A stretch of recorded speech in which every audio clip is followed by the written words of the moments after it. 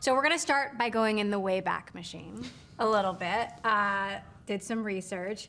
You worked at a computer mart in Vancouver, Washington, where you were selling and playing a lot of computer games in the 80s. Yeah. I'm thinking like Stranger Things. Stranger Things resonates with my, yeah, definitely. Growing up, my inner geekdom is there. I'm gonna need some photographic evidence of this. What were your most played games in the 80s? So it's funny, when I started growing up playing video games, most of it was going to the arcades. Now, most people won't remember these days of like going to a store where you'd put quarters and play. Robotron was one of my favorites in the arcades. I would go play that. And then probably more in the 70s and the 80s, I remember my dad bringing a video game, the Atari 2600 with the cartridges home. And that was kind of the beginning of it. And I just kept playing, and it's still with me. You started out at Microsoft as an intern. I did. In 1988. How would you compare Microsoft's history on games under Bill Gates versus Steve Ballmer versus Satya Nadella? Yeah, I think like many things at Microsoft back in the 80s, we started in video games as much out of kind of a defensive. We were worried that other companies might be putting the home PC in place, and the avenue to get there was through video games and game consoles. So we said, okay, we're going to go start our own game console, because if anybody's going to build a computer for the home, we wanted it to be Microsoft. I think through Steve's years, it was more about growing the business and how do we bring kind of business leadership into this group of ragtag people who are out there just having fun building video games as part of Xbox. I think with Satya, when I first took this job, and I got this job as head of Xbox about 2 months after Satya Nadella became the CEO of Microsoft. Well, and when Satya started, there were activist investors targeting the company. You know, the stock hadn't been doing well. They were targeting Xbox. Absolutely, yeah. At the time, absolutely right, that there was a question of why are we in video games? In fact, one of his first questions to me was, because he had come from the cloud part of the business, being in the cloud, was he didn't actually understand why we were in video games. Not as a negative, just as literally, why is Microsoft, this at the time, what, $1 trillion market cap company, why are we in the video game business? And he challenged us, like, let's go figure out why we're in the video game space and see if it makes sense. And if it does, let's be all in. And if it doesn't, we'd make other decisions. Early in that journey is when this game, which I know you know about, is Minecraft. And the opportunity to acquire Minecraft came about like months after this moment. So I might have a kid or two that plays Minecraft, yes. And it really caused us as a team to think about, okay, if you're gonna go spend $2.5 billion on this blocky Java-based game, how does this fit into the mission of this company? Let's talk about that strategy. Was the idea to tie gaming to the cloud, was that the clincher? If you think about a game like Minecraft or Fortnite or Roblox, these are games that play on iPads, they play on Xboxes, PlayStations, PCs. That games were going from per device to per user, and cloud would be an enabler for that. But we didn't start with how do we fit cloud into video games. We were just kind of watching the trends of creators and where they were building, and saw this transformation of games being ubiquitous. How does this all, as you see it, connect to Microsoft's future?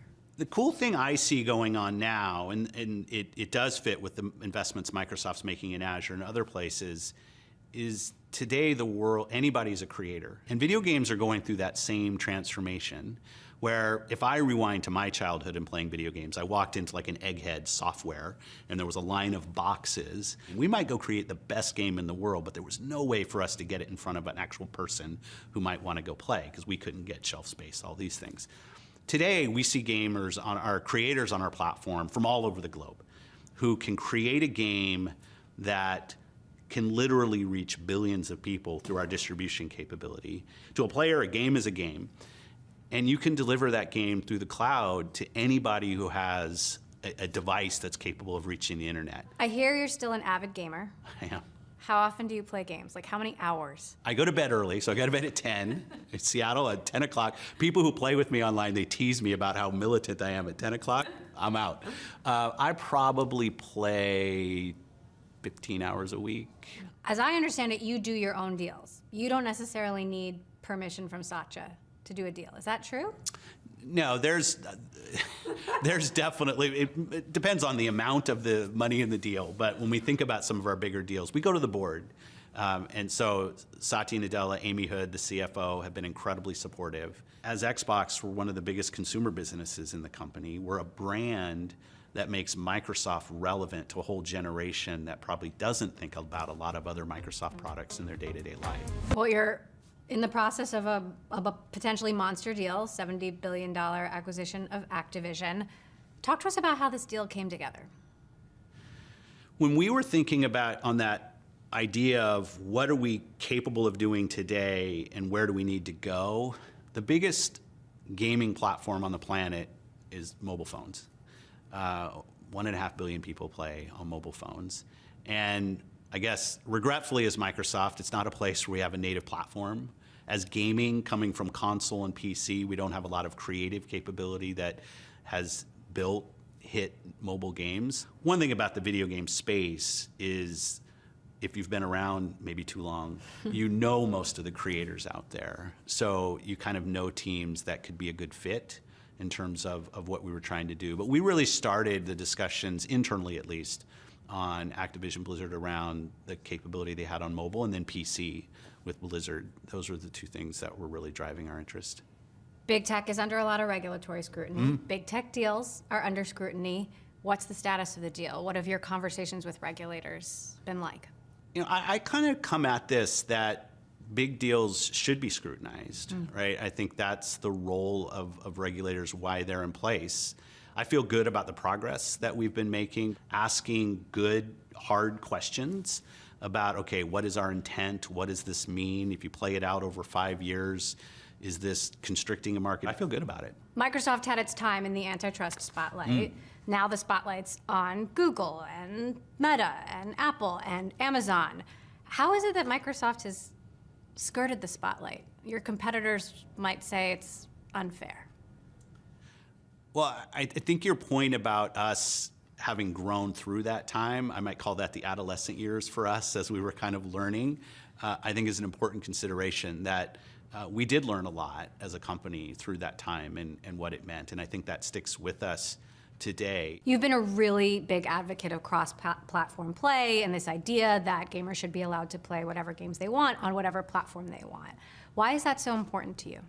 Maybe you happen in your household to buy an Xbox and I buy a PlayStation and our kids want to play together and they can't because we bought the wrong piece of plastic to plug into our television. It just seems that these artificial constraints that the industry might put up for near-term kind of business dynamics, in the long run, if you take a business that is at 3 billion people growing to 4 billion people over the next decade and saying, how do we continue to grow this business, reducing friction for our customers as an industry has to be at the top. So how far does this go? Does this mean that Activision games, that Call of Duty, you'll be able to play on any platform in perpetuity? I don't know what that means in forever. Like when you think about how long, and it's not for any kind of nefarious business reason. It's just like, what do even platforms mean 10 years ago? Like I think the definition of some of these things might change over time, but our expectation is we want more people to play. So I know you're working with Sony on some things for the benefit of gamers. Can you talk to us about that a little bit? We have a pretty big publishing footprint on PlayStation as well as Nintendo, which means we have good relationships with those platforms because they're a big part of our business and we're a big part of their business. I think our long-term ambition of where we see this industry growing is also shared.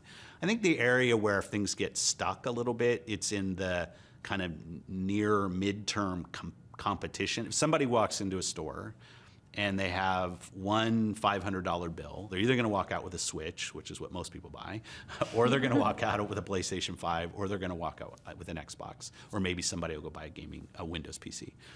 But in that world of somebody's got to make a decision for one platform over another in the beginning, that is where I think we get stuck in some of the kind of near-term competition. I don't think that's bad, right? It's just the dynamic of each of us pushing each other to build the best product for our customers. Now, while you've been working to make the gaming industry more collaborative, the gaming industry has historically been tough for women, for diverse voices. When you look back on Gamergate, do you think you did enough? I can always look back at any incident for me and think about things that in hindsight I should have done more, I should have done better. I'm proud of how our team evolves, how our leadership team evolves. Now, there's societal issues around us. The gaming industry is not kind of immune to those. People in my position, sitting here as kind of old white guy, as head of gaming platforms, I'm more the norm than I should be. And I talk about 3 billion people who play video games. And if you say your audience is 3 billion people, then the demographic is the planet's demographic. I want our team to reflect the customer that we aspire to earn. I know that our teams ship their culture with every product that they ship. Well, Activision specifically is facing a lot of challenges here.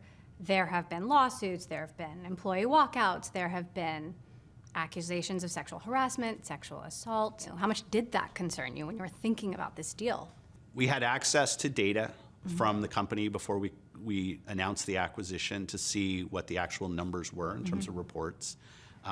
We definitely, as a team, signed up to say, just like we're on our own journey with Xbox, that we're going to expand that journey if this deal closes. It's a lot of people, and a lot of people that will feel very dedicated to and committed to building a great workplace environment for them. That's true of any of our studios, right? But it's obviously a conversation that you're going to have. You think about the board of Microsoft, and when they're thinking about the deal and they're typing into their search engine, Activision, what are the headlines that they're coming back? And there were questions that we had. We've learned from this. We will continue to learn. And we're committed to that journey, not only for the betterment of our teams, but our customers, the creators on our platform. We think it's critical to our business success that we make progress here. Is Bobby Kotick going to stay on? Yeah, I'm not in a position to make comments about their leadership team. We're in the regulatory phase and how that will close. Like, when the deal closes, then we have say in how they're managed and how it goes. But until that point, I'm not really in a position to say. There have been very specific allegations of Bobby being aware of things that happened and not reporting it to the board. What has he communicated to you about what he knew, what he didn't know?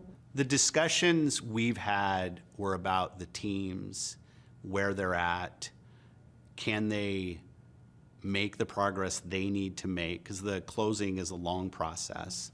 Are they putting in the work that they need to put in to move along their journey?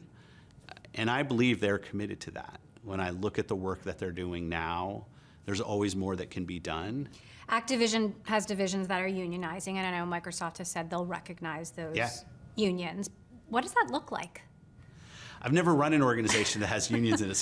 But what I can say in working through this is we recognize workers' needs to feel safe and heard and compensated fairly in order to do great work. So we thought it was important to make a public statement on that front for workers that are there, that are making decisions about their employment and how they want to, what that relationship looks like, to understand what it would mean if Microsoft was able to close the deal. When I think about the environment on any of our teams, I build from a perspective of building a workplace where people feel like they can do their best work in a sustainable way and they could see this as a long-term career for themselves. So if Xbox employees decided to unionize, would Microsoft support that? We knew when we made the public statement that it wasn't that it would have a broader impact than just the impact at what would potentially happen on the close of Activision Blizzard. So let's talk about some of the broader trends. You and I talked a lot during the pandemic. Gameplay surged during the pandemic. We were all stuck at home. Has that changed? It has changed. We've seen gameplay hours come down a bit, which I will say I think is a good thing. People should get outside. People should moderate. Long-term growth trajectory for the business is incredibly durable and strong. You have adults now that have grown up playing like myself, and it's become a more normal part of how people entertain and how families spend time. As the economy has tightened for consumers, as gas prices are higher, people are worried about what their home economic situation looks like.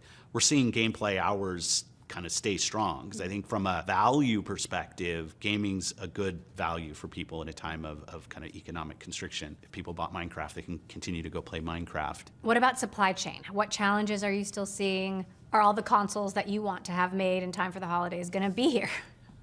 I still think demand will outstrip supply for us this holiday. We'll see when we get into 2023. You'll start to see more that supply is is catching up with demand and maybe actually see one in the store when you walk in. And what's the future of the console? I mean, our console's going to be around in 10 years. If even Microsoft is, you're sort of de-emphasizing. Yeah, I equate in my head gaming on console to gaming on a television. But absolutely people are playing on more screens. And I think for us as a platform, if we don't adopt that as part of our strategy, we're kind of pushing against what our customers are asking for. We talked a bit about kids earlier, and as a mom, I'm always slightly terrified that my kids are playing too much. Video games are ruining their brains. They're going to be exposed to all this bad stuff. I know. That's all the positive. You're very pro game for kids, and I wonder how do you support that? As a parent, you know what's best for your kid first. Like, I'm not going to say what's best for any individual's kids. What we can say, and the research backs this up, that gaming can be a great on-ramp for kids into STEM education as they think about, well, how are these games built? I also think the community power of gaming is something that doesn't get talked about enough. Last night, I was playing Escape Room on Xbox with one of my friends, and while the conversation might start about how are we going to escape from this room, then we're talking about his daughter who's looking at colleges, and we just talk about life like people will when they're in the same place. And I think that ability for gaming, whether it's with kids or adults, to bring people from different backgrounds, different geographies, different socioeconomic, different religion, different genders together in shared experiences is pretty unique out there. And I think building those connections that video games can enable, maybe this is too altruistic, but there aren't enough of those things in the world today. Which brings me to the metaverse. Obviously, Satya came on my show. I hope that this is the next big thing that happens after the mobile internet. Facebook changed its name to Meta. Some gamers don't even want this whole metaverse thing. My view on metaverse is gamers have been in the metaverse for 30 years. When you're playing games, if you're playing a World of Warcraft game, you're playing in Roblox, you're playing in a racing game where everybody's in a shared world. These 3D shared worlds that gamers have been playing in for years and years, I think what we've found is there's more connection, as I was talking about before, because we have shared purpose. It's not at all surprising to me that gamers might look at metaverse and think, well, I don't really get it, because I already have an avatar of myself, and I can already go into a shared world, and I can already sit there and have voice conversations with people anywhere. But I do think the skills that we have as game designers and game creators make a ton of sense in a lot of enterprise experiences, and this is why Satya gets excited about it. What about crypto? Play to earn is all the rage right now. Play to earn specifically is something I'm cautious about. It creates a worker force out of players for certain players to kind of monetize. Now, to be fair for us in the game industry, this has existed for years and years. There have been gold farmers of people who literally just spend their time doing some menial task in a game to accrue some currency that then they could sell to some other rich player for real money so that that person doesn't have to spend their time. But now you find games that are starting to build that into the economy of the game itself. We made some comments in Minecraft about how we view NFTs in this space because we saw people doing things that we thought were exploitive in our product, and we said we don't want that. I think sometimes it's hammer looking for a nail when these technologies come up. But the actual human use, or player use in our case, of these technologies, I think there could be some interesting things. So let's talk about your priorities looking forward. You're in the middle of trying to do this really big deal. Are we going to see you keep doing deals? Are you still on the lookout for new studios or new geographic locations where you want to build out Microsoft's gaming presence? Definitely on the second part, geographic expansion is critically important. We've hired our first people in Nigeria now as part of our team. We have teams in India, teams in South America. Again, when I talk about 3 billion gamers, I'll just use Africa for a second, like 1.2 billion people on the continent. Average age is 20 or 21. I think it's very, very likely that the next big hit games that we're going to see are not from the traditional locations, not from the traditional people, and I think that's fantastic. So geographic expansion is critical. Cloud is important to that as we put our data centers in places, and we can not only distribute the games, but allow creators to use our cloud development platforms to build games without having to have the local hardware right there in their house or in their office to go build. I think that is important. So we're going to do a little rapid fire. Okay. What video games are you playing now? Cult of the Lamb. Most important meeting you've ever played a game in? You're trying to get me in trouble, but games Have you ever just played a game in a meeting with Satya? It's easier on Teams calls because they can't see your screen. You're not in the same room with people. I have played games. Satya's caught me playing games before. And yeah, I'd say a Satya meeting. I plead the fifth. What's your favorite thing to do when you're not gaming? Of all things, snowboard with my family. You have a lot of gaming fans. Who do you fan over? You know, one of the things I love to go do is find a game I've never heard of and go spend time with it and then talk to the creators about it. I think creating something, putting it out there, is such a brave thing to do. If you could see any band in their prime, who would it be? Wow. So I'm a punk rock fan.